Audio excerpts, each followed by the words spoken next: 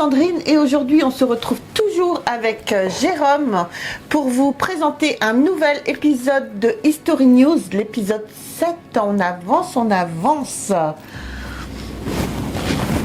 C'est bien, je suis content. Bonjour à tous et à toutes. Merci d'être sur cette chaîne, la meilleure chaîne de BD. Il va vous le dire à chaque fois. Bah, c'est vrai. Donc merci à tous d'être fidèles, d'être assidus à ce nouveau format de vidéo. Donc on rappelle un vite fait le concept, on est collectionneur, donc on suit beaucoup de ventes aux enchères dans l'univers de la pop culture et on partage cette passion en vous donnant quelques prix de figurines, BD, objets du cinéma qui se sont vendus. Très bien chérie. Voilà. Parfait. Et sans plus tarder, on commence. Donc on commence avec Astérix, donc de Lebon de Lienne, Astérix, la potion 2014. Alors, par les ateliers Leblon de Lienne en France, statuette en résine, fournie avec boîte et certificat d'authenticité, édition limitée à 750 exemplaires et elle fait 29 cm. Très belle figurine. Superbe. Ah, j'adore. Moi, j'arrive. Une figurine que j'adorerais avoir, quoi. Franchement, je trouve que. Bon, déjà, elles sont super sympas, mais je trouve qu'en plus, celle-là, elle est vachement sympa parce qu'elle a une position. Ouais. Hein. Bah, il vient de prendre sa potion en fait. Elle vient de prendre sa potion, c'est vraiment super sympa comme figurine. Elles sont super bien réalisées, que ce soit peinture, texture. Franchement, c'est vraiment des très très belles figurines. Qu'il faudrait peut-être qu'on essaie d'en avoir une. Ouais. Ouais. Celle-là, c'est vendu quand même assez cher. Hein. Combien ? 460 €. Oui, mais bon, on est vraiment sur un nombre d'exemplaires assez restreint, je trouve. Ouais. Donc, moi, je trouve que le prix est justifié. Ouais. Mais on essaiera d'en avoir une un jour pour présenter quand même. Un jour, ouais. Un jour viendra. Un jour viendra. Ensuite, deuxième objet, on a Lucky Luke, le tome 29 des Barbelés sur la prairie. Il est broché, donc c'est une édition originale de 1967. Donc l'exemplaire que j'ai mis à suivre, donc bien sûr, comme vous le savez, on collectionne aussi, mais on a quasiment toute la collection des Lucky Luke. Sandrine vous a fait plusieurs vidéos sur les premiers albums brochés. Et je suis content parce que donc, les collectionneurs pourront me confirmer, mais c'est vrai qu'au niveau des collections des séries de bandes dessinées, il y a des variations. Parfois ça baisse, parfois ça monte. Et ces derniers temps, je trouvais que Lucky Luke était quand même en bas. Et là, depuis quelques temps, la cote au niveau des ventes de Lucky Luke remonte. Et on voit très bien, là, c'est sur un exemplaire, on est sur quasiment les derniers numéros des albums dits brochés, donc albums souples. Et bon là c'est un exemplaire qui est vraiment super bêta, ouais, très belle vraiment proche du neuf. Je suis même pas sûr que l'autre il soit aussi beau que celui-là. Mais au niveau des ventes, des prix de vente, un exemplaire comme celui-ci il y a quelques temps se vendait en dessous de la barre des 100 €. Et je trouvais ça un peu dommage parce que c'est quand même des BD assez anciennes, assez mythiques. Et là je trouve que les prix commencent à bien remonter. Il s'est vendu à combien ? Il s'est vendu à 195 €, à savoir que la cote BDM est de 100 €. Voilà. Mais moi je trouve que je suis plus étant pas un fervent adepte de Lucky Luke, mais je trouve que Lucky Luke dans les cotations, dans les collections est un peu laissé pour compte par rapport aux Astérix, aux Spirou et aux Gaston. Donc je suis content que la cote remonte.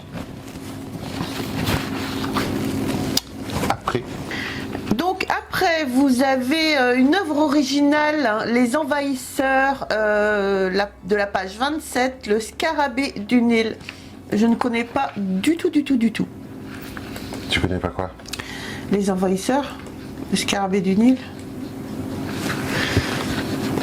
C'est les Envahisseurs, c'est ça qu'ils ont donné comme nom ? Ouais, The Invaders, ils disent les Envahisseurs. Bon, on est bien sûr dans l'univers comics, dans l'univers Marvel. Et là, en fin de compte, on a une planche originale d'un comics, d'une série qui s'appelle Les Invaders. Alors moi je suis fan des planches originales, je suis fan des comics. Donc c'est une planche que j'ai mis à suivre parce que je comptais l'acquérir. Bon, j'ai pas pu m'apprendre, mais je trouvais très sympa parce qu'on avait Nemo, on avait Captain America, on avait... Alors on a deux personnages en arrière-plan de Captain America qu'on voit pas trop. Ouais. C'est pour ça que je me souviens même plus des noms. Mais on fera des recherches pour les noter. Mais je trouvais la planche super sympa. C'est une planche d'un comics assez ancien. Et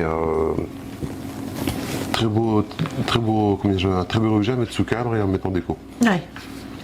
Et ça s'est vendu combien ce petit truc? 760 €. C'est pour ça que je l'ai pas acheté. Voilà, c'est ça. C'est bien, mon chéri. C'est bien? Ouais. T'as vu, je suis raisonnable? Ouais. Dommage, mais... Dommage. Très bien planche. Ouais, elle est très belle, ouais. Après, on enchaîne. Après, donc, vous avez sous cadre la marche de l'empereur, Star Wars, l'épisode 6, le retour du Jedi. Super photographie de 70 par 50. Donc ça, ce sont des... Alors, la photo est magnifique. Très très belle. La scène est vraiment emblématique. Moi, j'aime bien Star Wars, mais je suis pas plus fan que ça. Mais bon, ce sont des films que j'apprécie énormément. Et je trouvais que cette scène, cette photo était vraiment superbe. Alors, ça doit être appartenir au même univers des photos que nous on a. Ouais. Et franchement, ça fait vraiment... Elles sont envoyées sous cadre. C'est vraiment un très très joli truc. Et je trouvais que là, le truc était assez emblématique. Une scène assez emblématique du film, ça résume bien Carrément. le charisme de Dark. J'aime beaucoup la photo, moi. Objet que j'aurais bien aimé avoir aussi. Ouais. Et qui c'est parti à... 260 €. On peut trouver cher pour une simple photo, mais franchement, honnêtement, pour tous les fans de Star Wars, vous mettez ça en déco, c'est magnifique. C'est franchement magnifique. Ouais, très très belle. Allez. Ensuite, nous passons à Astérix, le tome 8, Astérix chez les Bretons. Donc c'est en cartonné, c'est une édition originale de 1966. Alors, album en état exceptionnel, tout proche du neuf. Ouais. Pas de défaut. Non, impérial. Vraiment très très bien. Pardon. Vraiment un très bel album. J'adore cette BD avec les Bretons, avec les rugby, machin. J'adore. C'est vraiment une très très belle BD. Et l'histoire est sympa, le graphisme est excellent. Et franchement, c'est vrai qu'il a l'air vraiment en état quasi neuf. Alors, si je peux me permettre, pour moi, à mon goût, il est bien blanc. Je suis d'accord, mais on voit quand même la trace de pliure, d'ouverture de la bande dessinée. Ouais, le ça... dos a l'air vraiment bien blanc, nickel, mais moi je trouve qu'on voit trop la pliure. J'arrive, t'as tout à fait raison, chérie. Ouais, pour moi, ouais.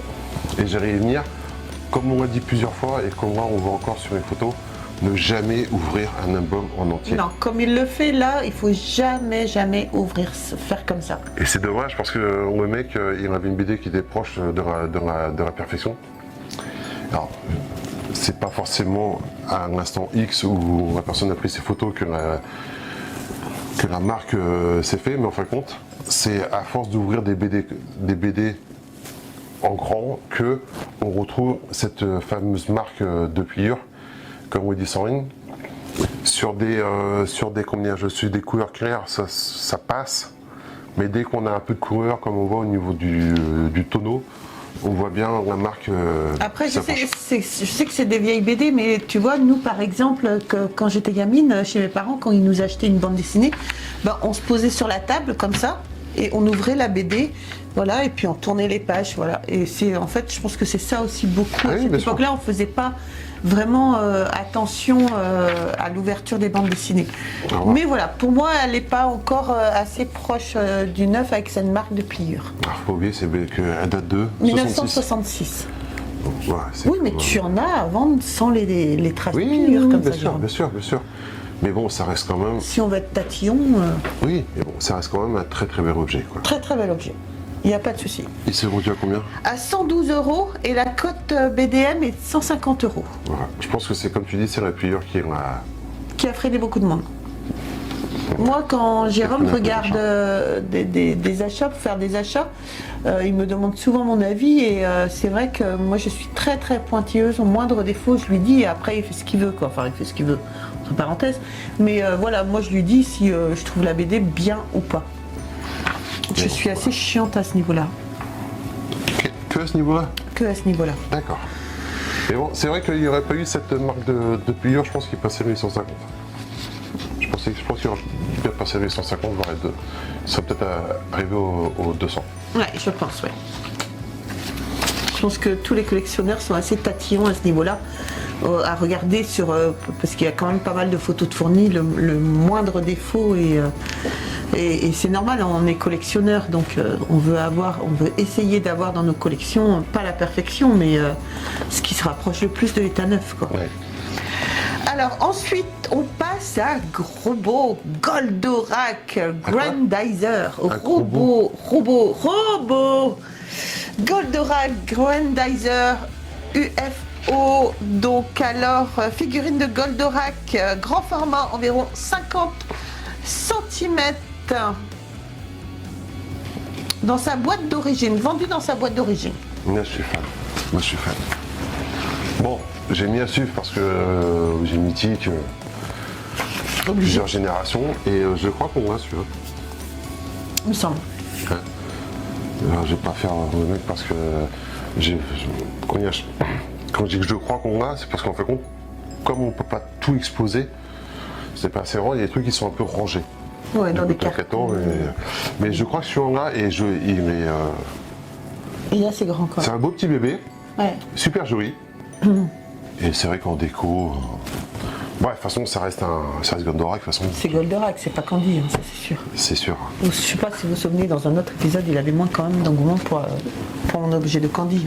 Ouais, et on n'a jamais vu de figurine comme ça de Candy. Hein. Non, mais il devrait y en avoir, je suis désolée. Ouais. Donc, ton Super objet. robot Goldorak, c'est vendu 160 €. Ouais. Ouais. Trop cher? Non. Non, je trouve pas. Je trouve que c'est une prix. Il est neuf, bon, en boîte et tout. Non, bien. Très bien. Très bel objet. Très bel objet. Après, on essaie sur quelque chose d'un peu différent. Ouais, c'est un objet assez mythique. Hein. Toi, tu as bien aimé apparemment le film. Moi, je me souviens pas du tout de l'avoir vu. Je crois pas même que je l'ai vu. Donc, c'est Taxi Driver de 1967, signé par Robert De Niro. Alors, elle est de 1976 et c'est un 43e, c'est ça? Ou c'est tout petit, en gros? Oui, enfin, le compte, parce qu'à la base, c'est une voiture, c'est un taxi, c'est quand même assez balèze comme Oh, arrête de te foutre de moi tout le temps. Ouais. Donc, moi, j'ai mis à suivre, parce que j'adore De Niro. Taxi Driver, c'est un film assez. Non, t'as jamais vu. Non, je crois que je l'ai pas vu. Donc c'est pas. Oui, ça fait partie des premiers grands films à De Niro. Où il a vraiment. Le film est vraiment bizarre. De Niro est vraiment exceptionnel là-dedans. Il est complètement barré. Et ça rentre dans la. Ça fait partie des films mythiques des années. On est dans les années 70-80. Et franchement, avec un De Niro exceptionnel. Donc je trouvais sympa d'avoir la petite figurine, enfin la petite voiture du film, signée par De Niro. Tu m'étonnes. Un très bel objet de C'est déco. surtout la signature de Niro qui fait la différence. Hein. Ah bah oui, bien sûr. Et bon. Donc il s'est vendu 390 €. Dommage qu'on peut pas tout acheter. Hein. Bah, t'as vu, tu le dis toi-même, chérie, on ne peut pas tout acheter. Eh mon ouais, cœur. mais ça fait un peu mal Au derrière. Voilà. Alors ensuite, Yoko Tsuno, dessin original dédicacé, dédicace manuscrite de 1900. 1998. Dessin original dédicacé et encadré avec son passé du dessinateur Shelley, collaborateur de Jacques Martin. Le dessin représente son personnage principal de la série Vasco, datant de 1998, donc dimension 26 par 20 du cadre, pardon, et le dessin 10 par 19. Ouais. Alors, c'est un objet que j'ai mis dessus parce que je connais pas du tout les deux séries, que ce soit Yoko Ono ou autre. Mais Yoko Tsuno, je connais pas. Yoko Ono, c'est la femme du chanteur là, des Beatles. Ah oui, aussi. Je crois. Bref, je connais pas. J'entends souvent parler, je vois souvent passer, mais je connais pas personnellement ces deux séries de bande dessinée qui m'ont l'air assez sympathiques. Mais je trouvais que le dessin était vraiment superbe. Je me dis, ça pourrait faire plaisir aux amateurs. Bien sûr. De savoir combien ce genre de dessin pouvait se vendre. Et c'est vendu à 132 €. Ça me paraît pas plus excessif que ça. Je trouve que le prix est assez bien. Après, ah oui, c'est un objet assez atypique ça. C'est un objet qui m'a fait délirer quand j'ai vu que Jérôme l'avait mis de côté. Donc c'est Astérix, c'est les Pets, un distributeur de Pets 100 pieds Obélix. Produit entre 1968 et 1974. Les poils de la tête manquent sans emballage. C'est délirant quand même. Ah ouais, j'ai mis ça dessus parce que bien sûr on est dans l'univers d'Astérix. Putain, il n'y a même pas les bonbons dedans quoi. En même temps, il serait périmé. Ouais. Alors ça fut une époque, les Pets, tout le monde en avait quand on était gosse. Ouais. C'était bon. Puis tu pouvais en remplir après. L'autre jour, j'ai vu les Pets de... comment il s'appelle le petit personnage qu'on a là-bas là, Vers de l'au-delà. Comment il s'appelle, bordel dedans. Ah mais j'ai Alzheimer. Enfin bref, on coupera ça. Mais non, vas-y, c'est quoi? Vers l'infini et l'au-delà. Ouais. Et Comment il s'appelle le personnage? je sais, mais je te dirai pas. T'es un trou du cul. Donc j'ai vu le pet Buzz. en fait de Buzz l'éclair. Voilà, merci chérie. Et Super. je trouvais ça marrant. Je failli te l'acheter. Ah, mais t'as pas fait quoi. Non, j'ai pas fait. Bref, objet super sympa. Donc, bien sûr, très très rétro. Alors, c'est la première fois que j'en vois un. À savoir que dans l'univers des collectionneurs, il y a des gens qui collectionnent donc les distributeurs de pets. Et il y en a qui coûtent une fortune. Et celui-là m'a fait délirer, je trouvais sympa. C'était vraiment. Hein? Il s'est vendu assez cher aussi. Combien? 350 €. Ouais. Et encore, apparemment, il manque quelques petits accessoires, style mes cheveux. Ouais, les poils de la Bix. tête. Sinon, je pense qu'on aurait tapé une barre à 400-500. Il était estimé avec l'espère entre 400 et 500 €. Mais encore une fois, c'est des objets qui à l'époque étaient distribués ou vendus c'est ça. 3 francs 6 sous, C'est ça. qui n'ont pas été gardés, qui ont été jetés, qui Bien ont. sûr. Ça se trouve, le mec a trouvé ça dans un Moi, je placard de gardais sa jamais. grand-mère. Hein. Moi, quand j'en avais, je les gardais jamais. Hein. Une fois Ah non, fini, c'est si fini. on avait hein. gardé tout ce qu'on avait quand on était gosse, on serait millionnaire. Ah putain, oui. Pardon. Mais voilà, je trouvais l'objet vraiment super sympa. Très très sympa. Très très sympa. Et après, on finit avec quoi, chérie? On finit avec encore Goldorak. Grandizer. Alors, Là, il y a une petite particularité. ouais, je te laisse, ouais, je sais pas trop, j'ai du mal à comprendre la composition de ce lot, donc je te laisse le dire. Donc en fin de compte, c'est un ensemble en fin de compte de plusieurs boîtes de figurines. D'accord. On a une première boîte avec donc le Goldorak, on a une autre boîte avec le vaisseau de Goldorak, on a une autre boîte avec le vaisseau de Venusia, un autre avec Melkorak. Donc voilà, c'est tout un ensemble. D'accord. Donc c'est pour ça que je trouvais bizarre que quand j'ai vu les tarifs, j'ai dit putain, il coûte cher Goldorak. Mais en fin de compte, c'est tout un ensemble. Et comme on voit sur les photos,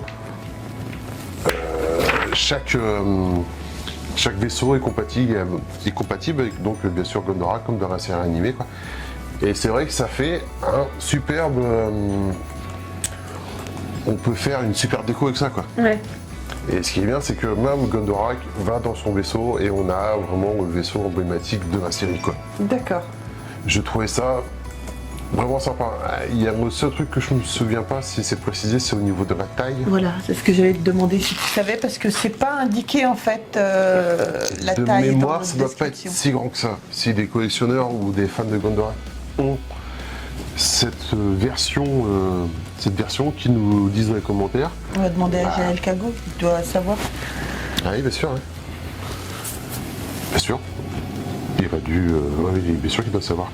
Mais je trouvais.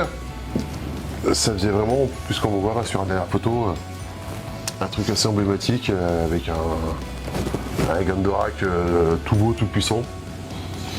Et non, je trouvais ça super sympa. J'aurais superbement aimé avoir ça chez moi. Et encore une fois. Il a pas eu droit. Il m'a pas demandé non plus. Arrête. Non, bah rien au monde devant plus. Hein. Ouais, non. Parce que ça s'est vendu à 800 € et c'était quand même estimé entre 900 et 1000 €. On peut trouver ça cher. Mais bon, là, t'as quand même plusieurs boîtes, t'as plusieurs vaisseaux. Ouais. Et c'est vrai que, bon, c'est cher, peut-être. Certains peuvent trouver cher, mais bon, pour un fan. Puis bon, une fois que t'as ça, t'as tout, quoi. Ah oui, c'est ça. Quasiment. Après, il faut mettre quelques petits Golgoth derrière. Ah oui, bah oui, forcément. Hein, pour que ce soit vraiment Ouais. charismatique, Ah, bah emblématique. oui. Puis avec une petite déco autour. Bah, ouais. Puis avec la base. Une idée à creuser. Bah tu la creuseras pas avec moi. Hein. Ah, je sais. Et donc voilà, c'était. T'avais autre chose à rajouter pour Goldorak? Je vois que tu es inspiré. Non, bah arrêtez, j'ai pas les droits. Non, il a pas le droit, c'est comme ça. Mais bon. Donc voilà ce qui conclut l'épisode numéro 7 d'History News. J'espère comme à chaque fois que les objets vous auront plu. Et voilà, n'hésitez pas à nous laisser des commentaires, n'hésitez pas à vous abonner à la chaîne, à nous rejoindre sur les réseaux sociaux, Facebook, TikTok et Instagram. Sur ce les amis, je vous embrasse très fort et on se retrouve très vite pour une autre vidéo. Bye. Très vite. Ouais. Allez, parce qu'on ne vous a pas dit, mais enfin, vous allez le voir, mais comme apparemment c'est un format qui a quand même un certain succès, certain, c'est en fin de compte c'est un format qu'au début on devait mettre qu'une fois tous les 2 mois, mais bon, comme on a reçu beaucoup de messages. Pour nous réclamer un peu plus. On a reçu 2 messages au moins. Arrête, on a plus que ça, qui nous réclame un peu plus d'History News. Donc on va essayer de passer à 1 voire 2 History News par mois, Ouais, si vous êtes sage. si vous êtes sage. Et on va essayer, comme on a fait déjà, on a fait des spéciales Tintin qui ont très bien marché. On va en refaire une autre spéciale Tintin. Et on va essayer aussi dans l'avenir de faire des spéciales. On pourrait faire une spéciale Goldorak, une spéciale Lucky Luke, une spéciale Star Wars, une spéciale Astérix. Donc dites-nous dans les commentaires sous quelle licence on peut dire vous aimeriez qu'on fasse un History News spécial. Et on essaiera de faire plaisir. Il y a déjà un des abonnés qui aimerait bien Astérix et Lucky Luke. Et ben on va essayer. Voilà, c'est ce que je lui ai dit, qu'on allait essayer de rassembler ça pour en faire. Donc voilà. Après, c'est vrai qu'il y a des licences qui se prêtent plus facilement à des numéros spéciaux, parce que bon, Lucky Luke. Dans un avenir proche, on essaiera d'en faire, il n'y a pas de problème. Ouais, on essaiera au moins de faire un dans chaque domaine. Ouais, voilà. Voilà, les choses sont dites. Allez, je vous embrasse. Bye, à bientôt. Au revoir.